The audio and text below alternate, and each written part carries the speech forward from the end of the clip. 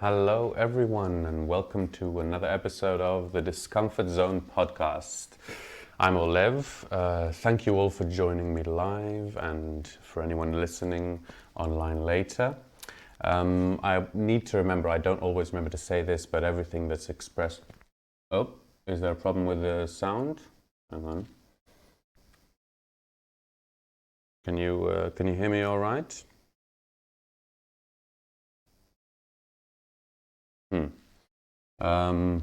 Okay, I'll carry on. Okay, all of the views that are expressed in the show are my own. They don't represent MSP Waves or anyone else. So, okay, great. Sorry, I was worried then because I've had my fair share of technical problems. Let's hope that they won't show up later. So, this episode is a rather big subject. I have a lot to cover today. I'm not sure if I'm going to make it through it all, and if we have to, I'll just split it up and carry on next week. But the subject of this episode is money. And on my Steam post, I said, money, what is it, and how do we deal with it? So we have a lot to cover. Let's get right to it. Now, I have to say one thing. When I do this show, I'm trying to be relevant to as many people as possible. And so we have people in the chat who are listening live who are mostly, I think, Steamians from what I gather. And so Steamians obviously are already very much aware of, decentralization and other forms of currencies, and therefore more aware of the problems that our current system might have. But this podcast is also meant for people who don't know that much about these subjects and don't have as much experience, and I'd like to make it appealing to them as well. So I'm going to try and build this up from the beginning, and I assume that some of you will probably know at least some of the things that I'm going to talk about, so I apologize in advance, but I hope that in the entirety this episode will have someone for everyone. We're going to build it up slow, and in the end we're going to get to basically what we can do with this and how it relates to the ecoVillage model. So, without further ado, let's get started. Now, I want to talk first of all about the concept of money and the history of where this actually came from. So, when we look at the beginning of money and what we call money and, let's say, banking systems, there's a lot of sort of obviously controversy as to what exactly is the starting point and where you start counting as money. And so I think it's important to make a distinction first off between two different things. One of them is what we call bartering, which is exchanging certain goods one for the other. And the other is a form of currency, where you have a certain object or item that represents something else and represents value. And these two concepts basically have two different categorizations, which is one of them has intrinsic value, and this is the form of barter. So the thing itself, the item, has value in and of itself. Doesn't matter whether it's coffee beans, gold coins, or a chicken. The thing itself has value without being exchanged for something. Whereas with currency, with paper money, or with, let's say, less worth metals of coins, then we have an item that doesn't hold intrinsic value, but actually represents something else. And there's an agreement among people that however much it represents is going to be passed around everyone so nobody loses out. So we have these two different not systems, but different ways of looking at things. One of them is having intrinsic value and the other one is having extrinsic value. Swoop here says, banking came from the Jews. They had a ghetto bench where they would loan money to Christians. Bench equals bank. That's, I think, in the Italian, banco, if I'm not mistaken. And again, that was the first form of sort of banking, where they would have these transactions. But the idea of bartering, and even the idea of having an item that's agreed upon by everyone to represent as a form of currency, was a very, very old, ancient idea, long before the idea of banking. And so when you talk about the Sumerians and in Egypt and lots of different cultures, whether they had shells or whether they had whatever it was, bananas, they would use something that was available to everyone, that was agreed upon to have this value, and they would trade with it. So this led to a certain system, and it's a system where you can basically decide without any constrictions what the value of something will be. And so let's look at it very simply in today's economy. When we have a currency, it doesn't matter if it's the dollar or Steam or any form which is traded, which is given value from an outside source, it's actually decided upon. It doesn't matter if it's decided upon by a person or by computer algorithms or by whatever, but it gets its value from a different system, a separate system that's outside of that item itself. And so we see this with obviously financial crises. I mean, being here in Portugal and knowing the history in 2008, people who were working their land and people who had produce which had intrinsic value, they were growing food, they were growing certain produce, they could sell it, suddenly the value of those things was lessened. And for example, the debt that they could have could suddenly increase. And so there was this external factor that was changing the value of the item itself. So when we look through history, when I was thinking about this episode and how I wanted to approach it, I realized that one of the earliest memories that I have of coming to terms with and dealing with this phenomenon of money was I read a book, I think I was about 20-something, 22, 23, called The Prince by Machiavelli. And I think it's a very famous book, and we even have the adjective Machiavellian. It's a very famous word, but the book itself had a very big impact on me. And I realized, I think, that not many people have actually read the book itself. I can understand, because it certainly had more new words and increased my vocabulary more than any other book that I've read until or since, I have to say. I had a notebook that I would write like 10 new words, for every page. And it was a very good process, but it was very difficult. But I digress. The point is, there's a small debate for those who have never heard about Machiavelli and the Prince. There's a debate as to whether he was being sincere or satirical and critical. And so he wrote this book, which is meant to be a set of instructions for a prince. And there's various debates as to who that prince could have been, or whether it was an ideal prince, someone who he was sort of imagining. But I think it doesn't matter which. For me personally, especially when I read it, I certainly read it as being satirical. But that was also because I couldn't believe someone would be so, I don't know what the word is, like cruel, basically, and immoral, willingly and openly. So I assumed it would be a great guise to lead a prince to believe that you're being sincere and you're actually offering him advice, when really behind your words you're criticizing the abhorrent ways that you think he behaves. But whether he was writing satirically or not is irrelevant. I think to this day, in my mind, it's a very important book, both to understand money and the system that this currency has led to, and obviously to understand ruling and how to rule a people. And so I have a few quotes here. They're a little bit long, and I hope it will be easy enough to follow. Maybe I don't know if I can upload this right now, but I'll try and copy it to the chat as well. But it's a quote from the book, and it's talking about when a prince is trying to occupy new territories that he's gotten through through war or acquired somehow, and it's talking specifically about colonies that may be far away or other lands. And so I'll just post the quote in chat and I'll read it for those who are listening.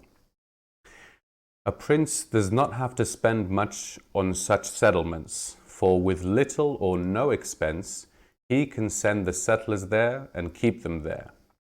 He offends only a minority of the citizens from whom he takes land and houses to give to the new settlers.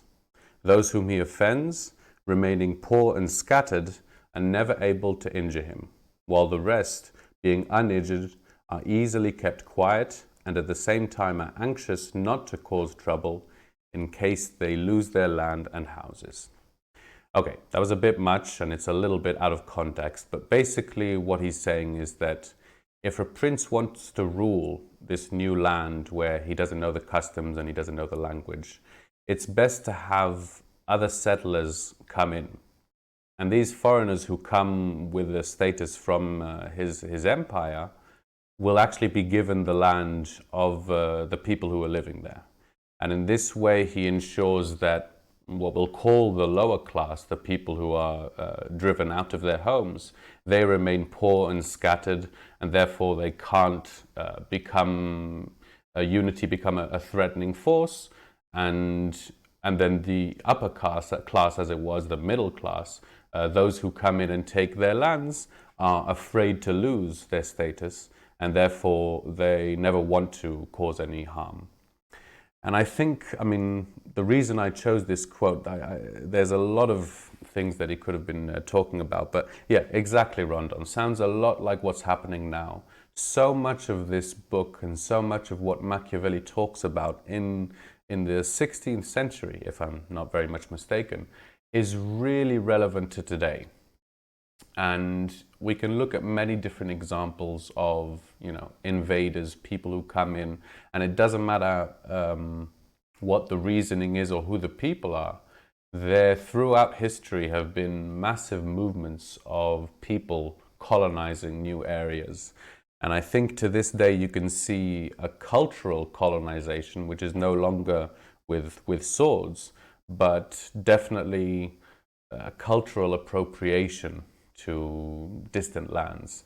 When I was traveling in Ecuador, I was surprised. I really didn't expect to see the reaches of capitalism so clearly, and it was so easy to see the dissonance between these people who were so natural and growing their food and bathing in the river and doing all of these things that are probably traditions that go back thousands of years. And then there's a PlayStation connected to the television in the living room. This wooden hut, which isn't quite sealed off because it doesn't get very cold. And you got mosquitoes, nets everywhere, but everything comes in. And then this PlayStation. I was just so surprised to see that. And then I discovered that these people that I was actually staying with in the jungle, they weren't, I think the term is aboriginal, but in there they were, they're called mestizos. I can't remember the term for the original, I think American Indians they're called, in South America. But basically these people, these mestizos who are, they're called a mixed race, so they're the mix of the Spanish invaders who came and the locals who were there, and these mestizos is sort of one of the classes. They were given land in the jungle, and they were given the land of whoever the tribes were living there. And so the tribes can't come together and band together to be a force. We can actually see them now a little bit doing this and actually conducting certain lawsuits because some people are helping them, but obviously for a long, long time they really couldn't band together, they couldn't group up because they didn't know what was even happening. And these mestizos were suddenly getting land and becoming landowners and becoming wealthy. They didn't want to lose that status, so they certainly wouldn't go against the rulers of their time who had given them that. So it really is, you can see so many examples of this happening to this day. Yes, Mackenzie, we're talking about the Prince. Oh, were you reading chat, or did you get that from the description? 'Cause that's very impressive, if so. So, um, reading this book back then had an enormous impact on me, and in honesty, to this day, I still think about it. Um, he also describes a few things which are sort of, I think he tries to be like philosophical about the state of man and what human beings are like and should be. And so I've got another quote that he says here, and it really resonates with me as basically as capitalism to a certain degree. Obviously, the capitalism that is that's around today is a bastardization of what the original capitalism was supposed to be, but we won't go into that right now. We'll talk about this element which seems to be very prevalent today. And so Machiavelli says, and I'll just post another quote. Oh, sorry, that was the wrong quote. That's the same one again. Let's try this again. Sorry about that. Okay. There's a lot of technology. The wish to acquire is in truth very natural and common, and men always do so when they can. For this they should be praised, not blamed.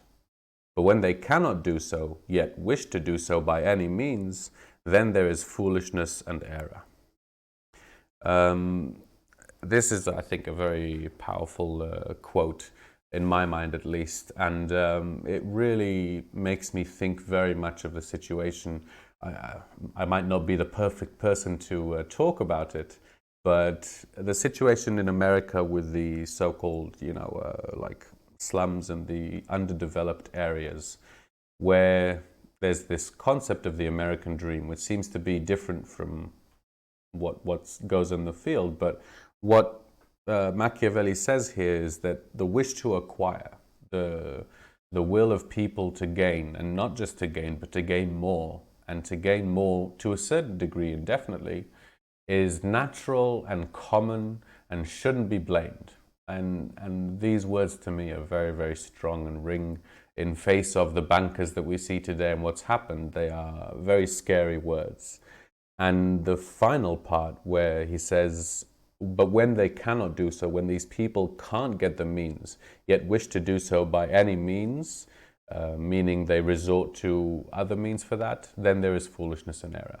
Which really resonates with, in my mind, with that saying where if a man robs a bank, he goes to jail, but if a bank robs the world, they get away with it. I'm butchering that completely. I do apologize if everyone remembers the original quote. But basically, what people would be put in prison for if they did on a personal level, because, even if they're poor, if they can't feed their families, if they really are pushed to it by dire circumstances, they still aren't forgiven. It's still against the law. But if you're a bank or an organization or corporation and you're doing it on a massive scale, somehow we live in a world where that's not only acceptable but sometimes legal. So I think I'll move on from Machiavelli now, because it's there's so much that you really I would highly recommend to anyone who's interested in the sociology that's going on today and the situation with the monetary system. If you haven't read it, give it a skim through, even just read a few parts. Or I saw someone is listening to the audiobook. So it's a really powerful read. Mackenzie says, I want to get a paper version of this book because it was difficult for me to listen to. I thought it was dense and so informative that just listening wouldn't do it justice. Oh yeah, I read it. It took me a long, long time to get through a page. You just read it and have to reread it. And yeah, it's certainly a lot packed in there. But it really is eye-opening when you see what he's talking about. And so I'd like to sort of wrap up this a little bit and talk about the underlying system which we have here, which, if we started from a bartering system where people developed an economy and this idea in order to work together, in order to share resources, in order to be able to function on a larger scale, we see that in time in the name of convenience and in the name of, technology and advancement, there seems to have risen this class of people. And this class of people are the people who deal with money. And it has always been the case, even, merchants. So if you go to a place and buy something there, produce there, and then travel to a different place and sell it at a higher price, you're really creating value. You've obviously worked for it and you should get paid for that work, but it's not a delivery. It's selling it, and it's selling it at the price that you deem is worth it. And so, I think Plato was talking about it. That's the beginning of this ability of greed to sort of manipulate the system to acquire wealth out of nothing, out of thin air. And I think we certainly see a lot of that system around us today with, well, whatever. We won't even go into all of the problems of the monetary system that's run today right now, because it's a whole thing. But certainly this idea of creating profit out of thin air, whether you call it debt or anything else, is a very, very powerful idea that I think has shaped a lot of humanity. And I think the reason or the way that it's shaped humanity throughout the years was really ruling with this power of money. And so if somebody controls an economy, controls the coin, controls the currency, controls the value of things, of everything, then that person really has a lot of control over the people. And the people are the ones who give power to this currency. So if we go back to the bartering and we move on to extrinsic value, it's always a group of people together who agree upon this system to trade with. I agree that this chicken is worth whatever, 3 bananas, and we switch, and there's an agreement between us. If we don't agree, then the things don't have that value. If you say to me, I want 3 bananas, and I say to you, that's too much, it's not worth it, there's no other system in place that it exists. It isn't the case. And so there's always this necessity for an agreed upon system that everyone participates in and everyone lends power to, the power of their belief. And so when you see the stock plummet, even though you physically may not have been harmed or lost your house in a fire, or no physical action happened, and yet so many people decided to end their life. I'm talking about the 1920s financial crisis, where people were jumping out of buildings because they knew that they'd lost their money. But you can see how this agreed upon system, where people are believing in it and giving it their faith, is so powerful that it exists in the real world to a certain extent through actions.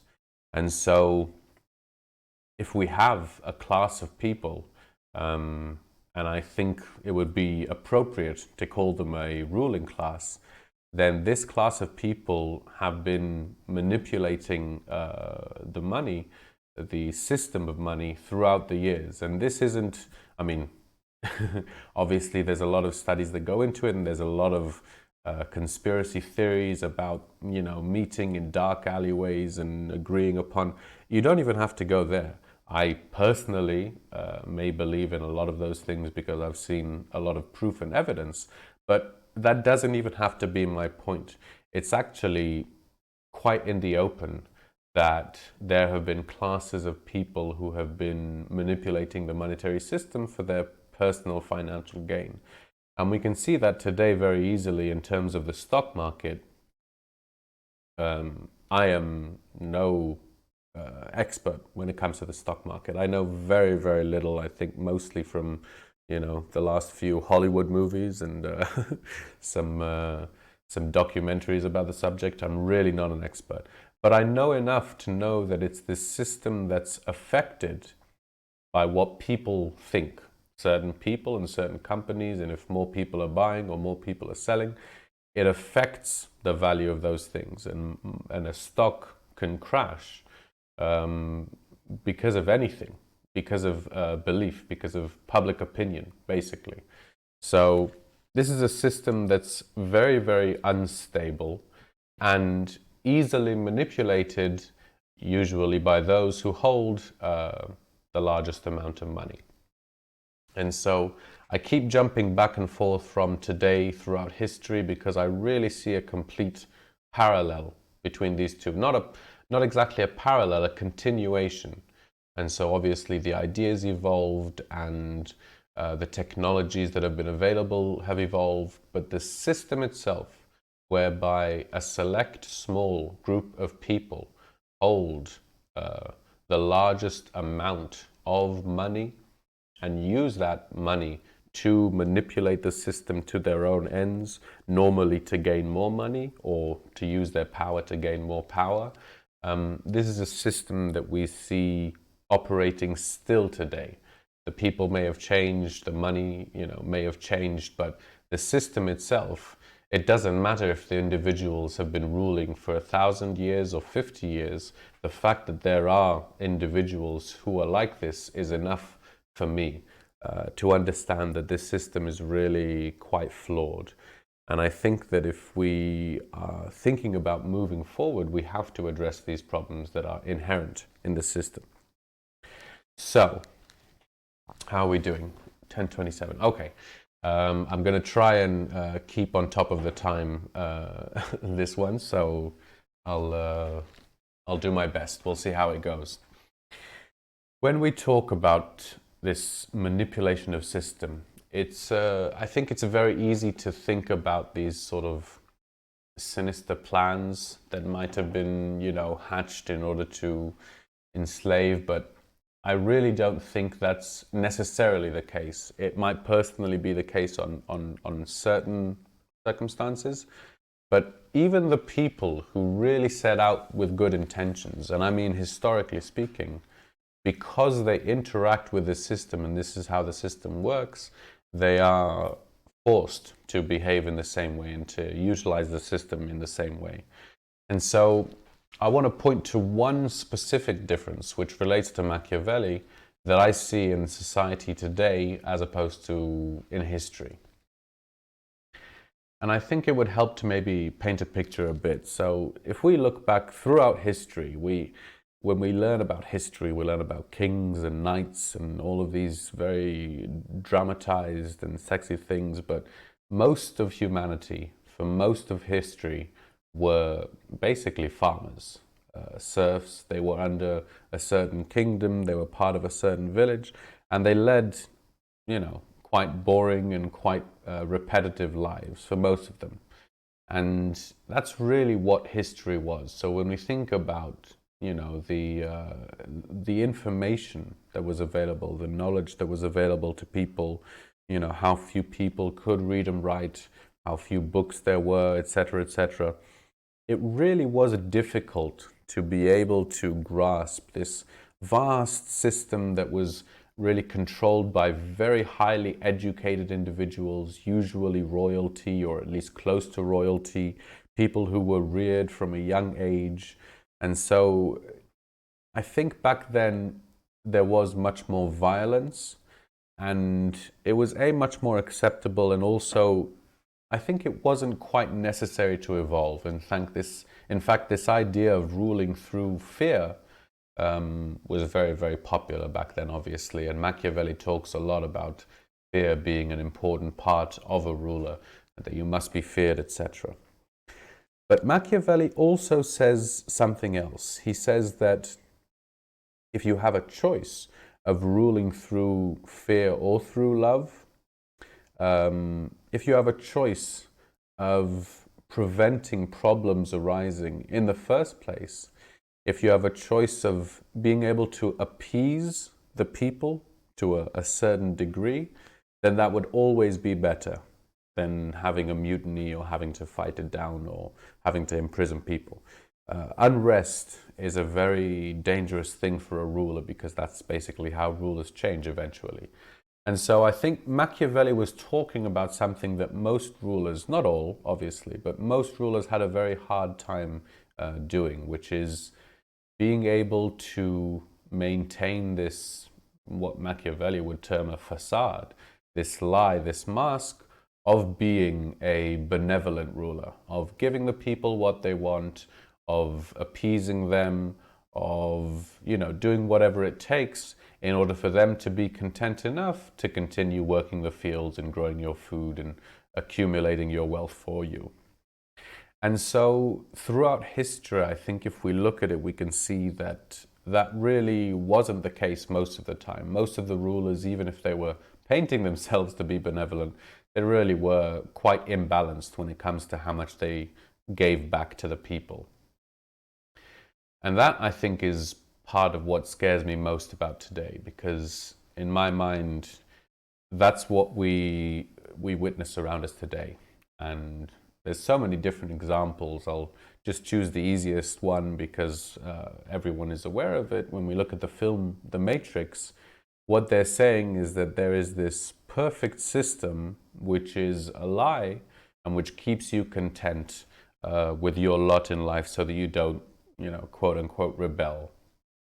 And I mean, that's a very specific story and it can be interpreted millions of different ways. But I think there is something underlying that which is very, very true today. When I look at our society, and in my personal experience, whenever I've talked to people about these subjects, about money and the history of money and what the system is, and about the history of humanity and the ruling class, I find it very, very hard to get across to most people. Most people really don't see either the relevance or they simply don't see it to be the case. And it's led me to understand it more and more that it really is an illusion. The fact that people can still listen to politicians, and I won't say all politicians, but certainly those who have been caught lying in the past, and we know there are quite a few of those. How can you listen to someone like that and still believe what they're saying? And that has to be the case, certainly to a certain number of people, because they do go out and vote for them. And I mean, I'm not going to get into politics here because that is it's a very, very big part of what I'm dealing with and what I'm talking about, but it's not individually based. People very quickly can sort of take it to this or that politician. I don't care about individuals. I am talking about the system itself. And the system of politics that I see today is exactly what Machiavelli was talking about, which is if you promise the people what they want to hear, they will let you get away with anything for the time that you have in office. And I think that as a sweeping statement, many, many politicians have seen that strategy to work. I'm sure that everyone can think of an example of when a politician lied to get away with what they wanted. And it's so bizarre that it's become so common that people are very nonchalant and blasé about it. They say like, well, there's lots of jokes about politicians lying, but these are the people, whether, officially or unofficially or, whatever it looks like, but they certainly do run things to a certain degree. They're certainly high up in the chain. They certainly have a lot more access to information and, decision making than I do or than many of these people who are voting for them. So when I look around today and I see the system that we have in place, it really does strike me as being not 1984-ish, maybe, for those who know, because that seems so far removed and so alien that we must notice that something wrong if it gets that bad. But just good enough so that nobody wants to stir the boat. We actually have it pretty good. I've got a good job. I don't want to lose what I have. There are places in the world that are so much worse off, just enough to keep the people content. So they let all of these, not just politicians, but bankers and businessmen, etc., etc., that are getting away with, literally everything. If you look throughout. So it really is something that I've been thinking about for quite a long time and that I see around us is this huge illusion that we have this system in place and we call it democracy and we vote for those who we want and we can go out and protest and we can write to our representative and we can do all of these things. But in the end, it doesn't really matter. Okay, sorry. So revised sociology says Mark? Well, Mac. His basic reading on politics. So much of them would have read him. You're talking about Machiavelli. Yes, yes. Among academics, he's, obviously one of the most revered. But I really think, although it's quite thick, there is a lot to learn from him about just about today's society, not as, ancient history. Anyway, I think that's very, very interesting, but I hope you do too. So let's move on to the second part. If there are any questions or anything else, then please let me know. Basically, how does all this relate to the eco-village model? And so in order to understand that, I want to talk a little bit about what these problems are. If we're not just looking at the situation, how bad it is for us, but what are the actual inherent flaws in the system that allow it to become like this? And I certainly don't think of myself to be any sort of expert in the field or have any of these big answers. These are just some of the things that I personally have noticed, which are also, I think, easily treatable on a personal level as well. So I really try to focus like, okay, there's this massive system, this global capitalism that I really couldn't put a dent in or stop or do anything to that system as a whole. And so I want to focus on what can I as an individual do in my personal life. So when I look at this system that we have in play, the system of the currency, the economy, and global capitalization, I think that one of the main problems is that there is this management of vast numbers of people.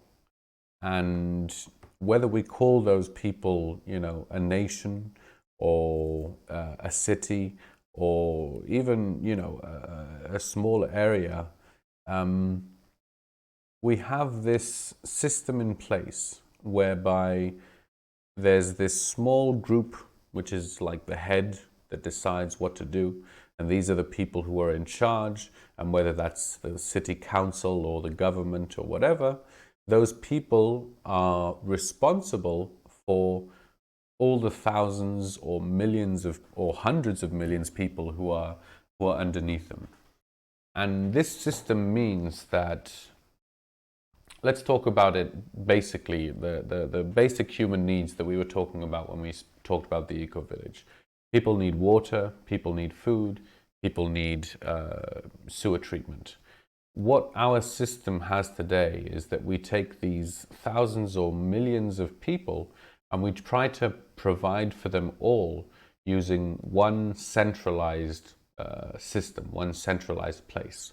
And so all of the water gets aggregated in one place, and then from that place we pump it out and we send it to all the different places. Now this system is an unnatural system. And I say unnatural specifically because it's a system that doesn't occur in nature. Nowhere in nature do we see a system whereby the decision making is consistently that distant from where it's actually occurring. And of course we can say that this is because, we don't have that size, but even if we talk about, let's talk about the largest organism that I've heard of, which is a fungi. I can't remember the term, sorry, but there's a fungi in North America which is, I will have to look this up to be exact, but around 2.1 square miles, something like that. Please correct me in chat if anyone knows about this. Vast territory. It's one continuous mycelial network. So even on that size, which is the largest organism that we know, every part of it is actually controlled individually, meaning that on every part of it, if it detects food, it doesn't send the information back to the head and then get a message back from there what we need to do. It makes that decision on the spot right there, and each of the individual parts makes those decisions individually.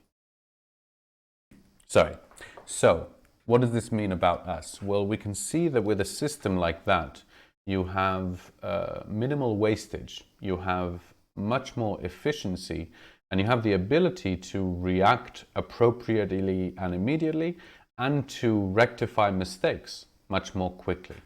And this is obvious to me why the systems in nature, we can look at, I keep coming back to these systems, I just realized, because I was going to say an ant colony, but we can see it in many different systems, whether it's our personal body. You know, very often we think of the brain as a great metaphor for this governing body, and we say the brain is in charge of the body. The brain tells the body what to do. It gets these messages from down and it sends them back out. And that is partly true. That is part of what the brain's job is. But at the same time, the body itself and the different parts are reacting to the environment outside. And it's not the case of, you know, making the decision of moving a muscle, but on an individual level, all the way down to the cells, you can see that every part is interacting individually.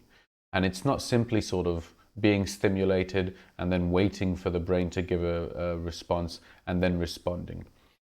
And so I think this is the system that we want to emulate. And when I look at the systems that are in place today, where I can order food that was grown on a different continent, I mean, that just blows my mind. The fact that I can literally go to a shop here and buy whatever it is, you know, a kiwi that was grown in South America and flown on an airplane, you know, to wherever, and then shipped on a truck in a freezing or cooling system, and then placed on the shelf, and then comes to me. That cannot possibly be the healthiest and most natural system. It just doesn't make sense.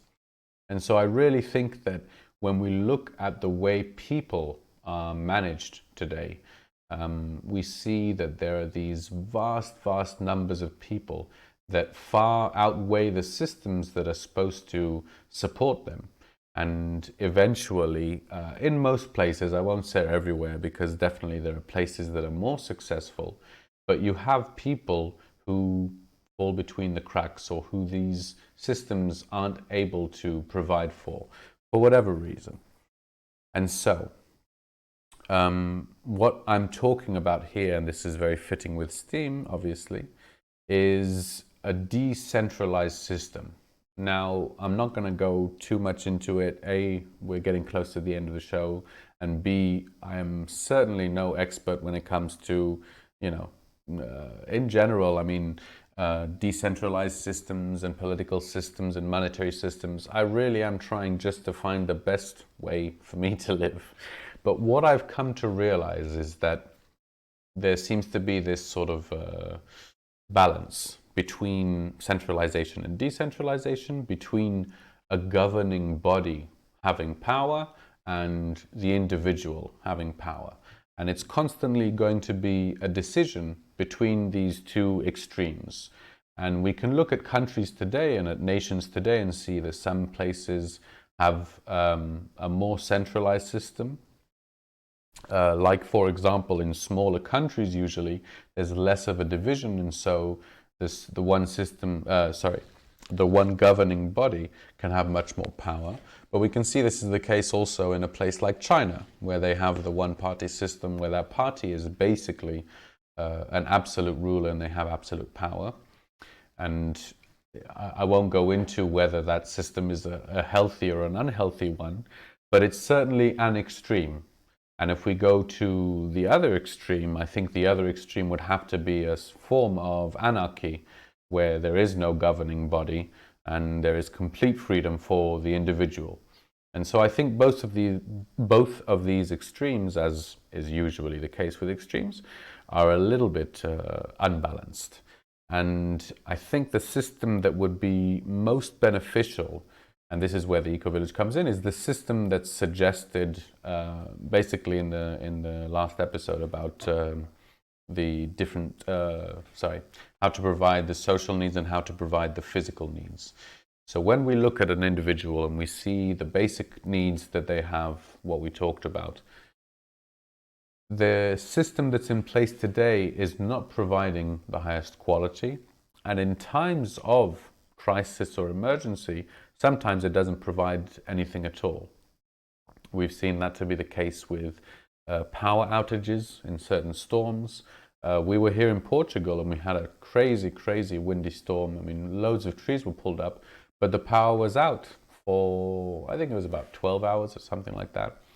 And I felt so helpless. You know, I had a bit of battery on my phone and a little bit on my laptop, and I could sort of get away with that, but there was no internet, there was no Wi-Fi.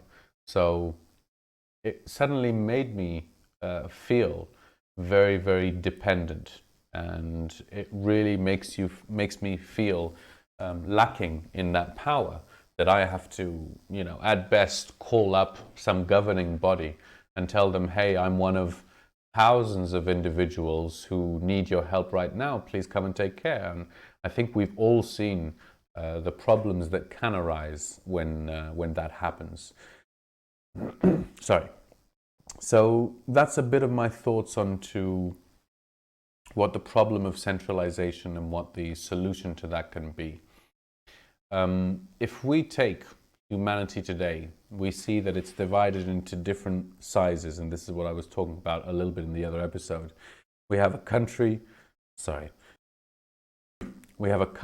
of, I don't know, America has 350 million people and one president. I think that's about right. That just number is just so baffling to me. 350 million people in some way to rule over. And then obviously in other countries, in Israel, which is a very, very small country, there are 7 million people, or I think almost 8 now. That's just too many people to try and manage from one place, from one centralized place. And so the idea of the eco-village as a global model that can be implemented, I think it would be a very, very peaceful revolution if we came to recognize this Machiavellian system, this system that we have in place today, whereby people are enslaved by debt that's invented by the banks, that's invented out of thin air, and these people are enslaved to the worst kind of slavery, which is an invisible slavery, a prison that actually looks like you're free. A prison where you're allowed to do almost anything. You're allowed to pursue anything within the realms that are agreed upon. But when it comes to things that are, I mean, for me, things that are more important, things that are more deep and not so superficial, somehow the system isn't really open to it and isn't really open to that challenge. And so that makes it very clear to me that this system that's in place is a very, very cunning, manipulative system that if I'm hoping to change or to improve, it has to be done very, very thoughtfully. And I really don't believe that violence is the answer anymore. I think that the root of violence was something that humanity has always taken in terms of the revolutions, and we see the French Revolution, which led to the Industrial Revolution, was meant to do exactly what we're talking about here, was meant to overthrow the ruling class and disperse the wealth to the people. And we see that, you know, hundreds of years later, we're really stuck in the same place. We've advanced technologically, we've certainly advanced in terms of a lot of things in our life, but that same system where there is a ruling class holding and hoarding the wealth and deciding what will happen with the others is still in place today. And so in order to be able to overthrow that, we have to be very, very clever about it. And so I believe that the eco-village model can offer exactly that. So this is a vision that I had. I can't even remember exactly when it was. It was quite some years ago now, but when I was thinking about this and thinking about the system and how we can change it, I realized that we don't actually need to try and change it. We don't have to invest any energy in changing it. Because if you remember where we started out this episode, the power of the system does come from people's belief. And so it's very important to remember that if no one believes in the system, the whole system falls, the whole system collapses. Sorry, I've got a bit of a cough. If you watch Rick and Morty, there's a great episode where the entire economy of the galactic system changes from 1 to 0, the value changes to 0, and so everyone's money is worth nothing. And suddenly no one is willing to do what they're supposed to because no one's getting paid and the whole thing crumbles. I really do believe that, as exaggerated as that is, and obviously that's not how it works, the power of the system does come from the belief. If people didn't believe in it, as we've seen in financial crises, then the whole system can start tumbling down. But if we just burn the system, attack the system, or try to change it from within, we've seen that these crises don't actually change the situation, because what it does is it pushes people back into this state of survival where they're not willing to do that anymore and to work for change because they need food and they need water. So the system that I suggest is different. Rondon says fiat is faith. I didn't know that. Is that true, or is that a joke? Because it should be true. I'll have to check that out afterwards. So the system that I'm suggesting is this system where these eco-villages can be started by anyone. And this is why it's so crucial for it to be minimal cost, available to everyone all over the world, even in third world countries, because everyone everywhere has, water and land and air, and these are what we need basically. So anyone can set up this eco-village. And when you do, it will comprise of people. And these people who move there will have their water provided for them, have their food provided for them, have everything provided for them by the eco-village, and actually by their individual house on a personal scale. And so they will automatically be leaving the system. They will stop being dependent on the system.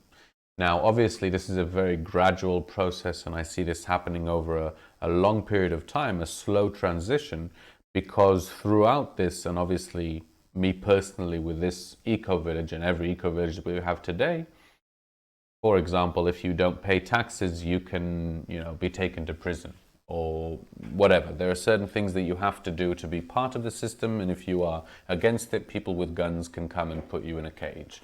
So there is still a certain line that you have to walk with the system, and we can't just detach ourselves completely, in my mind. I mean, some people do, but you're risking something at that point.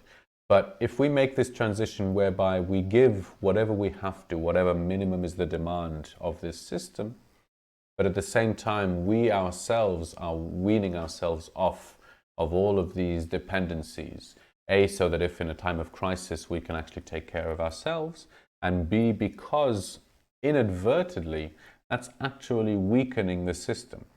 If everybody stopped paying the electricity company, they would have less money. If everyone stopped buying produce, they would have less. This whole system is dependent on people utilizing it.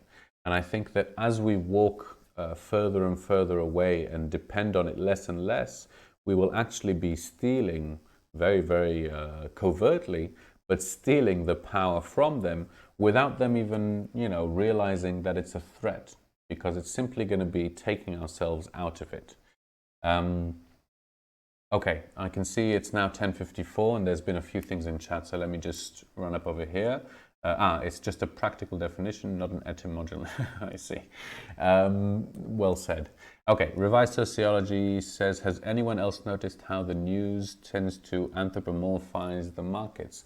Interesting. I actually haven't noticed that, but I will from now on.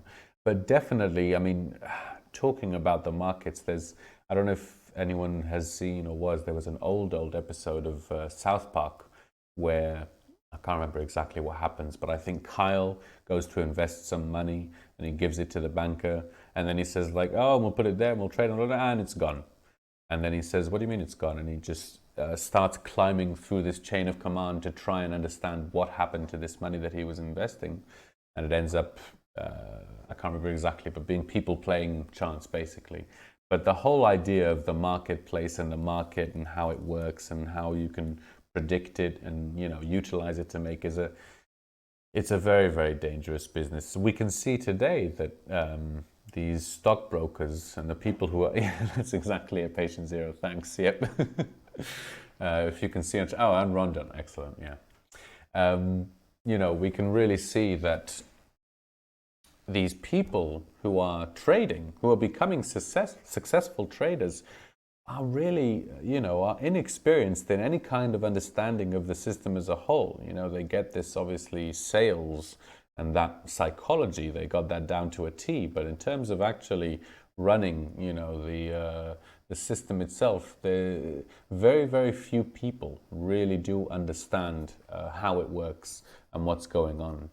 And I think that's a very dangerous situation to have when there's a system that's so powerful and so inclusive that we've seen throughout history what happens when something can go wrong and people literally, you know, lose their lives and lose everything else. So I think that this subject is a very, very important subject that I'd like to see more being talked of outside of small groups of people who are aware of what's going on, but actually, you know, excuse me, but actually being talked about, you know, in our everyday lives when we're deciding who to vote for. That's Margaritaville episode. Yes, Margaritaville. I forgot about that. That's amazing. I actually don't watch South Park anymore, I'm afraid, but the little bit that I've seen, they're still so relevant. Okay, I think that's it for me. I'm actually glad we managed to get through a lot of it. So before we go forward, I actually have one last quote that I was wondering to do with from Machiavelli, because I thought it would be a good quote to end on. Now, I'll be completely sincere here. I wrote that down, and now I actually can't remember what the quote was. So let's find out together. I'll post it here on chat as well. Okay. It must be remembered that there is nothing more difficult to plan, more doubtful of success, nor more dangerous to manage than a new system. For the initiator has the enmity of all who would profit by the preservation of the old institution, and merely lukewarm defenders in those who gain by the new ones.